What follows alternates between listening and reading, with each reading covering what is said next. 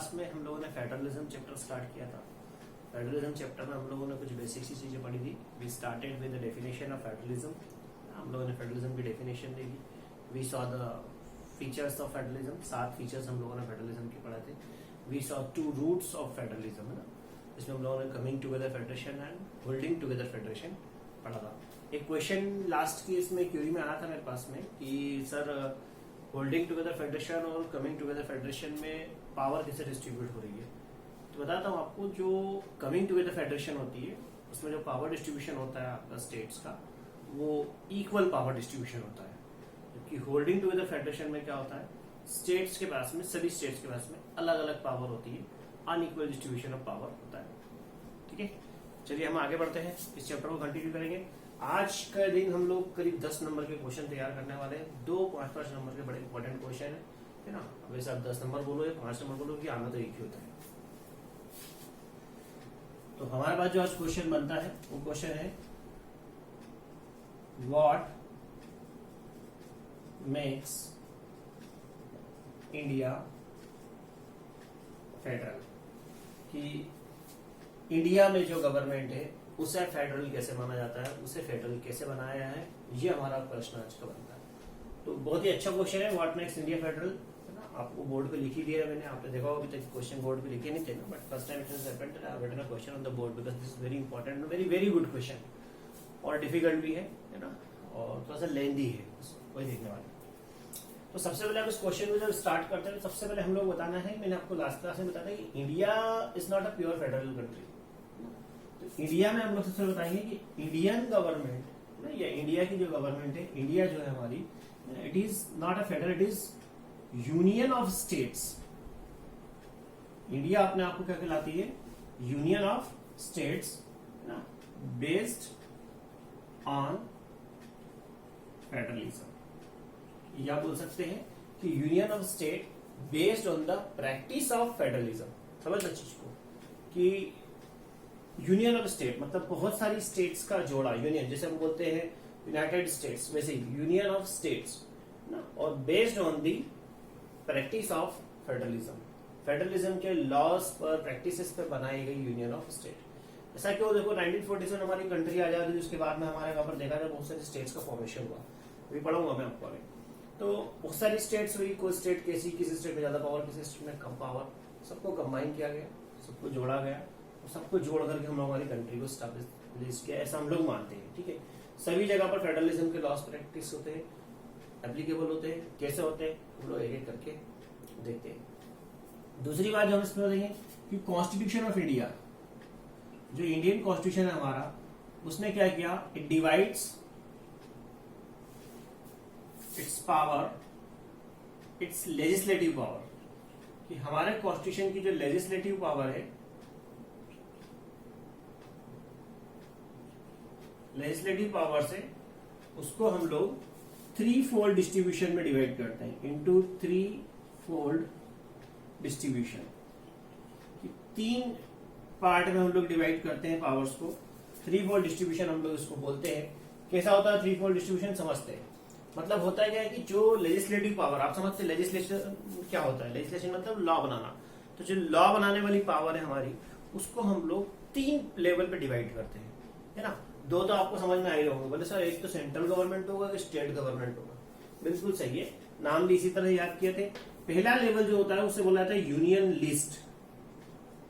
हमने लिस्ट बनाई हुई है, इस लिस्ट में बहुत सारे सब्जेक्ट्स रखे गए, और वो सारे सब्जेक्ट्स होते हैं आपके यूनियन लिस्ट में आते हैं, जिस पर कौन सी गवर्नमेंट लॉ बनाएगी, जिस पर सेंट्रल गवर्नमेंट लॉ बनाएगी। कौन सी गवर्नमेंट लॉ बनाएगी, central government. Central government can make laws on this subjects of union list. समझ में आ रही बात कि नहीं आ रही, कि सारे सब्जेक्ट्स जिस पर सेंट्रल गवर्नमेंट लॉ बना सकती है, उन सारे सब्जेक्ट्स को उठाया, एक लिस्ट में बनाया, और उस लिस्ट को नाम दिया गया यूनियन लिस्ट। कौन कौन से सब्जेक्ट्स हो सकते हैं, सब्जेक्ट्स की हम बात करें तो बैंकिंग, डिफेंस, है ना, करेंसी, कम्युनिकेशन, ये वो सारे सब्जेक्ट्स हैं जो नेशनल इंपॉर्टेंस के सब्जेक्ट माने जाते हैं ना। We think that these subjects are of the national importance and that is why we call them, ना, we put them into the list of nation, है ना, जो नेशनल लेवल की लिस्ट है जिसको यूनियन लिस्ट बोलते हैं, उसमें हम लोगों ने सारे सब्जेक्ट सेटअप किए। हमने किया मतलब किसने किए? कॉन्स्टिट्यूशन में, है ना, ये बड़ी इंपॉर्टेंट चीज है कि किसने किया था? कॉन्स्टिट्यूशन में। कॉन्स्टिट्यूशन ने अपनी लेजिस्लेटिव पावर को 3 फोल्ड डिस्ट्रीब्यूशन में डिवाइड किया गया। नंबर 1 जो था हमारा वो है यूनियन लिस्ट। यूनियन लिस्ट में आने वाले subject banking, defence, currency, communication जो भी होते हैं, ये सारे सब्जेक्ट जो होते हैं इस पे सिर्फ और सिर्फ सेंट्रल गवर्नमेंट ही लॉ बना सकती है। समझ में आएगा? दूसरी जो हमारी लिस्ट हुई है उसे हम बोलते हैं स्टेट लिस्ट। दूसरी जो हमारी लिस्ट है स्टेट लिस्ट होती है। स्टेट लिस्ट जो होती है इस पे डेफिनेटली स्टेट गवर्नमेंट वर्क करती है। इसमें आने वाले सब्जेक्ट्स पर जो लॉ बनाए जाते हैं वो बनाए जाते हैं स्टेट गवर्नमेंट के द्वारा। अब इसमें कौन से सब्जेक्ट्स आते हैं? इसमें आते हैं पुलिस, ट्रेड, एग्रीकल्चर, इरिगेशन। ये वो सब्जेक्ट्स हैं जो स्टेट लेवल पे इंपॉर्टेंट होते हैं, है ना। पुलिस की बात करोगे आप, सब स्टेट की पुलिस अलग होती है। आपने देखा वेस्ट बंगाल जो हमारे यहाँ पर, वहां की पुलिस व्हाइट यूनिफॉर्म पहनती है ना। तो हर स्टेट की पुलिस का सिस्टम भी अलग होता है। किसी स्टेट की पुलिस को डेफिनेटली हॉर्स राइडिंग कंपलसरी होता होगा, है ना, क्योंकि उनका बोल सकते हैं हम लोग टेरेन जहां रहते होंगे, जहां जिस उस स्टेट का टेरेन जो होगा वो उस तरह का होगा कि वहां पर हॉर्स राइडिंग कंपलसरी हो, है ना। तो उस तरह से अलग अलग होती है। तो सब पुलिस को जो स्टेट लेवल पर दिया गया, state government will make laws on the police, trade, agriculture and irrigation. ठीक है। अगली जो लिस्ट होती है ना, अब वो लोकल लिस्ट नहीं होती है ना, पहले भी क्लियर कर दूं क्योंकि कुछ लोगों के दिमाग में आ रहा होगा तो लोकल लिस्ट होती होगी। इट्स नॉट लोकल लिस्ट ना, we call it concurrent list. ये मैथमेटिक्स में आपने कॉन्करेंसी और ट्रायंगल पढ़ा होगा ना, वैसे होता है कॉन्करेंट लिस्ट। तो कॉन्करेंट लिस्ट मतलब ऐसी लिस्ट जिसके सब्जेक्ट्स पर सेंट्रल गवर्नमेंट और स्टेट गवर्नमेंट दोनों को ही परमिशन होती है लॉ बनाने की, है ना। सेंट्रल गवर्नमेंट भी अपनी तरफ से लॉ बना सकती है, स्टेट गवर्नमेंट भी अपनी तरफ से लॉ बना सकती है। समझ ना, ऐसे बहुत सारे सब्जेक्ट होते हैं। जैसे सबसे पहला उससे इंपॉर्टेंट तो होता है एजुकेशन, है ना। अब ऐसा कोई कंपलसरी तो है नहीं कि आप एमपी में रह रहे हैं तो आपको सिर्फ एमपी गवर्नमेंट की या स्टेट गवर्नमेंट की ही बुक्स पढ़ना पड़ेगी, आप उसी की एजुकेशन ले सकते हैं। You are free to take any kind of education. You are taking, जैसे हम लोग बात करते हैं, we are taking NCERT syllabus, है ना, सीबीएसई की एजुकेशन ले रहे हैं। तो सेंट्रल स्टेट दोनों, सीबीएसई का लॉ होगा सेंट्रल गवर्नमेंट बना लेगी, एमपी बोर्ड का लॉ होगा एमपी बोर्ड की गवर्नमेंट बना लेगी, वैसे किसी और स्टेट का होगा, राजस्थान बोर्ड का होगा, राजस्थान बना लेगी। तो व्हाट कॉन्करेंट लिस्ट क्या होगी? Concurrent list includes those subjects, है ना, जिस पर स्टेट गवर्नमेंट भी लॉ बना सकती है, सेंट्रल गवर्नमेंट लॉ बना सकती है। एजुकेशन के अलावा और कौन से हो सकते हैं? मैरिज, फॉरेस्ट, प्रोडक्शन, डिवोर्स, है ना, ये सारे सब्जेक्ट जो होते हैं ये आपके आ जाते हैं कॉन्करेंट लिस्ट में। तो कॉन्स्टिट्यूशन ने अपने लॉ बनाने की पावर्स को, लेजिस्लेटिव पावर्स को 3 पार्ट में डिवाइड किया है, union list, state list and concurrent list. Union list जो होती है इस पे सेंट्रल गवर्नमेंट लॉ बनाती है, स्टेट लिस्ट जो होती है इस पे स्टेट गवर्नमेंट लॉ बनाती है, कॉन्करेंट लिस्ट जो होती है इस पे सेंट्रल और स्टेट दोनों ही लॉ बनाती है। समझ में आ रही बात की नहीं? अच्छा, एक इंटरेस्टिंग चीज है कि जब ये बन गया हुआ सिस्टम, अब 1950 में हमारा कॉन्स्टिट्यूशन रेडी हुआ था साहब, है ना, तो 1950 में ये लिस्ट बनी होगी। अब 1950 के बाद से आज तक बहुत सारे ऐसे सब्जेक्ट्स आए होंगे ना। अच्छा, कुछ ऐसे सब्जेक्ट्स भी लोग जो 1950 में छूट गए होंगे नेताओं से, काम तो नहीं ही करते। तो वो जो 1950 में जो हमारे कॉन्स्टिट्यूशन के फ्रेमिंग के टाइम पे जो सब्जेक्ट्स इसमें नहीं आ पाए, है ना, the subject which could not take a position in any of the list, number 1, और the subjects which came later on. So ये दोनों ही तरह के सब्जेक्ट्स हम लोगों ने एक तीसरी लिस्ट नहीं बोल सकते उसको, एक तीसरी जगह हम लोगों ने रख दिया जिसको हम लोगों ने कहा, है ना, रेसिड्यूरी सब्जेक्ट्स। इन दोनों ही तरह के सब्जेक्ट्स को हमने क्या कहा? रेसिड्यूरी सब्जेक्ट्स, मतलब बचे कुचे। रेसिड्यूरी शब्द का मतलब होता है बचे कुचे, तो रिमेनिंग सब्जेक्ट्स। तो रेसिड्यूरी सब्जेक्ट्स में कौन कौन से आ गए, है ना? सबसे पहले तो वो आ गए, है ना, जो लेफ्ट थे, है ना, लेफ्ट इन 1950 जो 1950 में हम लोग डाल नहीं पाए, है ना, प्लस साथ में कौन से आ गए, फिर वो आ गए सब्जेक्ट्स विच केम ना लेटर ऑन, जो बाद में आए सब्जेक्ट्स, वो वाले सब्जेक्ट्स भी हम लोगों ने इस लिस्ट में डाले। समझ में आ रही बात क्लियर? तो हम क्या देख रहे हैं, क्वेश्चन है what makes India federal, 5 number का क्वेश्चन है। सबसे पहले बताएंगे यूनियन ऑफ स्टेट्स, है ना। India is not a federal country, India is a union of states which has taken it's principles from federalism. Okay, Indian constitution divides power into threefold distribution, threefold legislative powers we call it, union list, state list and concurrent list, है ना। union list is ruled by, union list में जो laws होते हैं, union list laws are made by central government, है ना। state list subjects are ruled by state government and concurrent list subjects are ruled by central and state both the governments, ना। there were n number of subjects which were left at the time of making of these three lists, so these subjects are known as residuary subjects। तो who make laws on the residuary subjects? In residuary subjects पे law कौन बनाता है? तो residuary subjects पे law बनाती है आपकी सेंट्रल गवर्नमेंट। कौन बनाएगी इस पे law? Central government. The central government will make laws on these subjects. तो ये यार फिर सीधी सी बात है, सेंट्रल गवर्नमेंट लॉ बना रही है तो इनको यूनियन लिस्ट में डाल रहे हैं। समझ लो, ये लॉ तब तक ही बनाएगी सेंट्रल गवर्नमेंट जब तक कि इनके ऊपर कोई डिसीजन नहीं निकल जाए और ये इन तीनों लिस्ट में से किसी एक लिस्ट का हिस्सा नहीं बन जाए। समझ लो, जैसे हम बात करें कोई सा भी सब्जेक्ट ले लिया, कंप्यूटर, तो कंप्यूटर पे बाद में कौन बनाएगा सब्जेक्ट, कौन बनाएगा उसको सबसे पहले रेसिडुअरी सब्जेक्ट में रख दिया, फिर उसके बाद में हमने उसको उठा करके कॉन्करेंट लिस्ट में डाल दिया।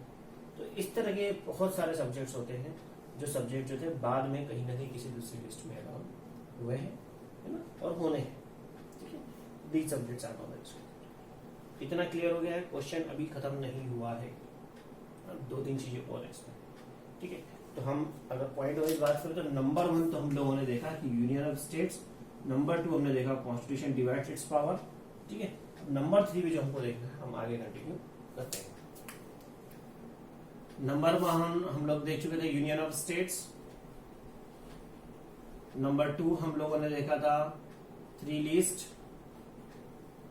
और नंबर 3 पे हम देखते हैं strong and weak states, strong states and weak states. ये कॉन्सेप्ट थोड़ा समझने वाला बात है कि अभी मैंने आपसे कहा कि इंडिया में जो था सारी स्टेट्स को इक्वल पावर नहीं दी गई है ना, इंडिया में अनइक्वल डिस्ट्रीब्यूशन ऑफ पावर है।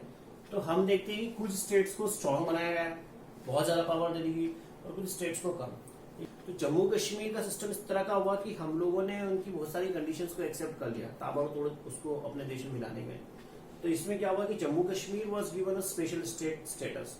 कैसे कि जम्मू कश्मीर जो है उसका हम लोगों ने सेपरेट कॉन्स्टिट्यूशन, उनका कॉन्स्टिट्यूशन ही अलग है साहब, है ना। अभी बात समझना, यह चीजें बदल गई है आर्टिकल 370 हटने के बाद में, लेकिन फिर भी हमें याद तो वैसे ही करना पड़ेगी कि Jammu Kashmir was given it separate constitution. कि उनको भैया उनका खुद का कॉन्स्टिट्यूशन है कि many nouns of our Indian constitution were not applicable to those people, है ना, दो जम्मू कश्मीरियंस। तो एक तो ये बात हो गई, है ना, हालांकि बात बड़ी गड़बड़ वाली बात थी, पर जो भी है। ठीक है, दूसरी बात ये कही गई था कि any person residing in India, है ना, इंडियन जिसको हम बोलेंगे, can't buy property in Jammu Kashmir. कोई भी व्यक्ति जो इंडिया में रहता है, इंडियन व्यक्ति जो है वो जम्मू कश्मीर में प्रॉपर्टी नहीं खरीद सकता था। It was a big thing, है ना। आप भले ही जम्मू कश्मीर में 1947 से रह रहे हैं, 1950 से रह रहे हैं, है ना, but if you are do not belong to Jammu Kashmir, अगर आपके fathers and forefathers Jammu Kashmir नहीं थे, मतलब ये लॉ बनने के बाद में साहब जो स्पेशल स्टेट का दर्जा मिल गया उसको, जब भी मिला हो, उसके बाद से जम्मू कश्मीर में अगर आप हो तो आप प्रॉपर्टी नहीं खरीद सकते। It was a very big challenge for our government, बहुत बड़ी बात थी, है ना। तो स्पेशल स्टेट इसलिए हम लोग जम्मू कश्मीर को कहा जाता है ना, because it has got its own separate constitution and nobody can buy, no Indian can buy any land in Jammu Kashmir. But after the lifting of Article 370 from Jammu Kashmir, the scenario has changed. अब चीजें बदल गई है, हम show नहीं करेंगे, हम लिखेंगे क्योंकि क्वेश्चन शायद आए ही अब ये क्वेश्चन इतना इंपॉर्टेंट नहीं रहा है, शायद ना आए, पर आएगा तो अब यही 2 चीजें इसमें लिखेंगे। वीक स्टेट्स की बात करें, वीक स्टेट्स की बात करें मतलब ऐसी स्टेट जो बहुत छोटी थी, ना, बहुत ही छोटी थी, है ना, टू लिटिल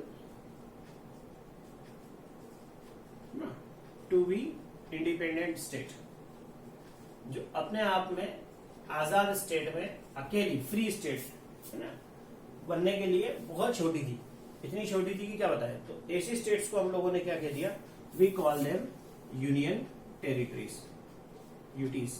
हमने उनको यूनियन टेरिटरी बुलाया, है ना, चंडीगढ़, दिल्ली, है ना, सुनिए होगा आप लोगों का नाम कि नहीं सुने, चंडीगढ़, दिल्ली।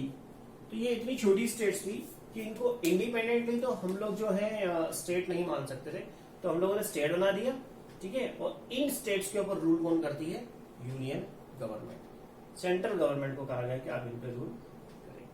समझ में आ रही बात की? तो इस टाइप से जो है यूटीज बनी गई, और इस टाइप से अब हमारा 5 नंबर का क्वेश्चन पूरा होते हुए दिख रहा है मुझे, है ना। चौथी बात हम बात करेंगे इसमें कि कॉन्स्टिट्यूशन जो है, इंडियन कॉन्स्टिट्यूशन, उसको कोई भी चेंज नहीं कर सकता, है ना। हमारे पास सिस्टम होता है कि to change the Indian constitution, Lok Sabha, है ना, में सेपरेटली, फिर उसके बाद में राज्यसभा में, दोनों ही जगह पर 2/3 मेजोरिटी प्रूव करना पड़ेगी अगर कोई चेंज करना है तो।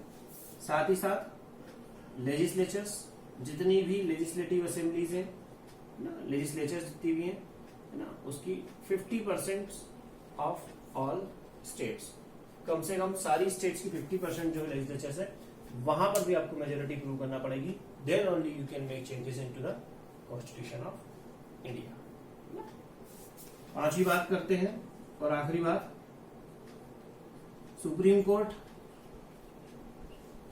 है ना, highest judicial, highest judicial body है हमारे देश की। तो कोई भी अगर डिस्प्यूट राइज होता है किसी भी तरह से, है ना, तो सुप्रीम कोर्ट उसको सॉल्व करती है। ये 5 पॉइंट बोर्ड पर दिख रहे हैं, आप स्क्रीनशॉट ले लीजिएगा इसका। यही 5 पॉइंट जो है आपको व्यवस्थित तरीके से अरेंज करके लिखना है, and you will be ready with the 5 mark question, that is what makes India federal, ठीक है ना। तो what makes India federal, number 1 union of states, number 2 free list, number 3 strong and weak states, number 4 constitution can not be change, number 5 supreme court has supreme power, enormous power. Clear है, पक्का। दूसरा 5 number का question है, छोटा question है, इतना बड़ा question नहीं है। अब हम उसको देखते हैं। नेक्स्ट क्वेश्चन हमारा 5 नंबर का, how is federalism practised in India, कि फेडरलिज्म इंडिया में कैसे प्रैक्टिस होता है उसके बारे में हम बात करते हैं। मतलब फेडरलिज्म हमारे यहाँ आ तो गया साहब, 1947 में हम लोगों ने हमारा देश आजाद करा लिया, 1950 में हमारा कॉन्स्टिट्यूशन रेडी कर लिया हमने, है ना। उसके बाद में फेडरलिज्म स्टार्ट कर दिया हमने। लेकिन फेडरलिज्म को बनाने के बाद में, लगाने के बाद में क्या क्या हमारे सामने डिफिकल्टीज आई, और उनसे हम लोगों ने कैसे, है ना, उनसे कैसे हम लोगों ने गेट रिड हुए। तो सबसे पहले हम देखते हैं, सबसे पहला पॉइंट हमारे पास जो इसमें आता है वो आता है लिंग्विस्टिक स्टेट्स, कि भैया सभी को पता है कि भारत देश जो है 1947 में जब आजाद हुआ तो उसके बाद में उसके डिवीजन हुए, पार्टीशन हुए, and that partition was a bloody partition, है ना, पूरा खून खराबे के साथ हुआ ना।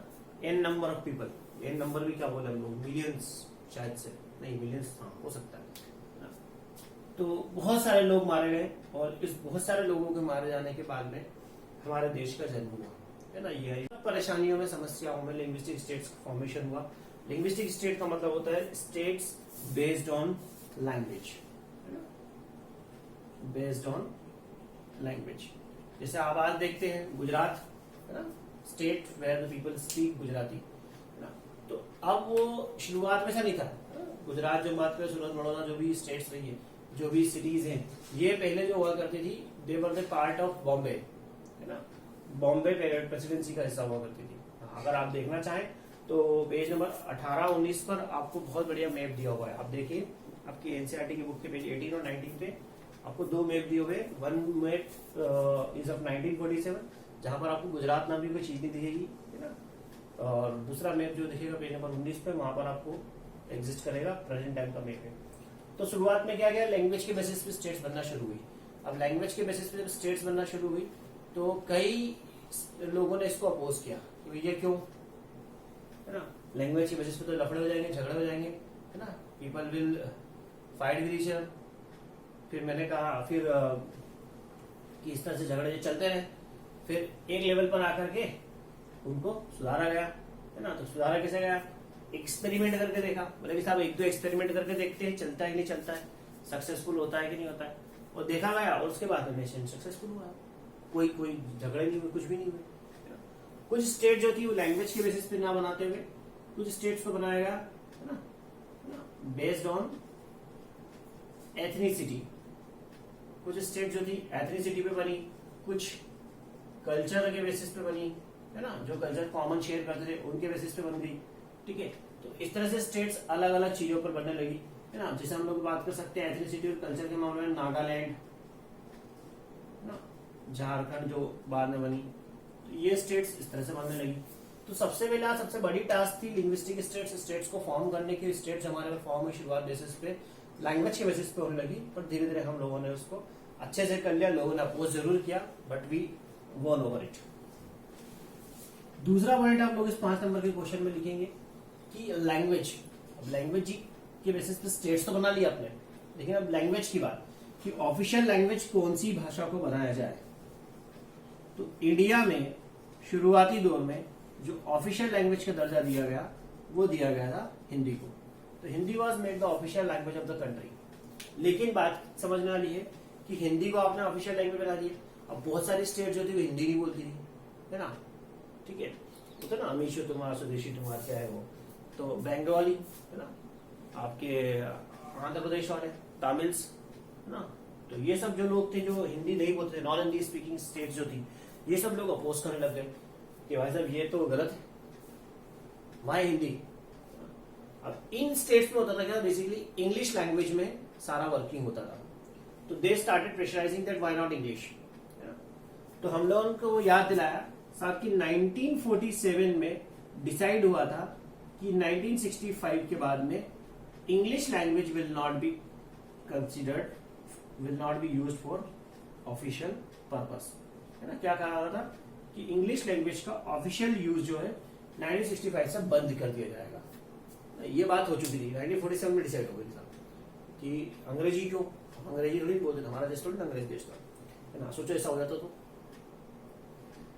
तो 1965 में English was to be stopped from our country, but in 1965 many non Hindi speaking states, specially the southern states, they started protesting it. और उन लोगों ने आवाज उठाई, प्रोटेस्ट किया, और ये प्रोटेस्ट था ना बहुत ज्यादा वायलेंट हो गया, इतना ज्यादा वायलेंट हो गया कि ultimately Indian government had to come up with 22 scheduled languages. अब हमारे भारत देश में 22 तरह की भाषाएं हैं।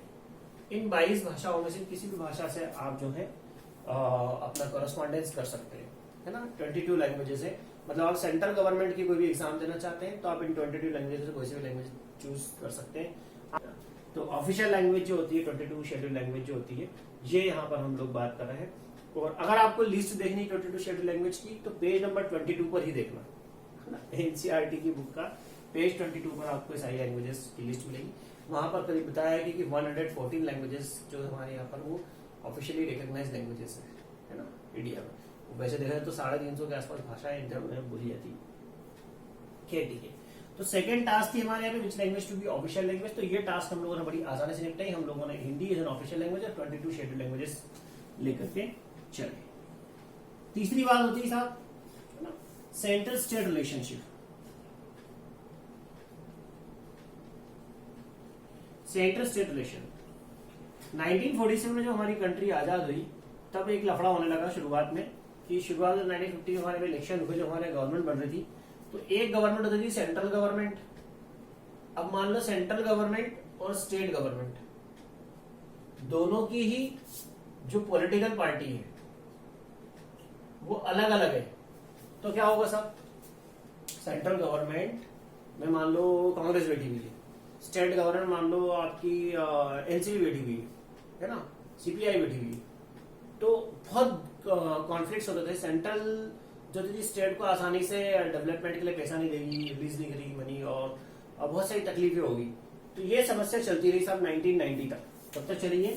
1990 तक। और 1990 के बाद में आपका आ गया कोलिशन गवर्नमेंट का सिस्टम।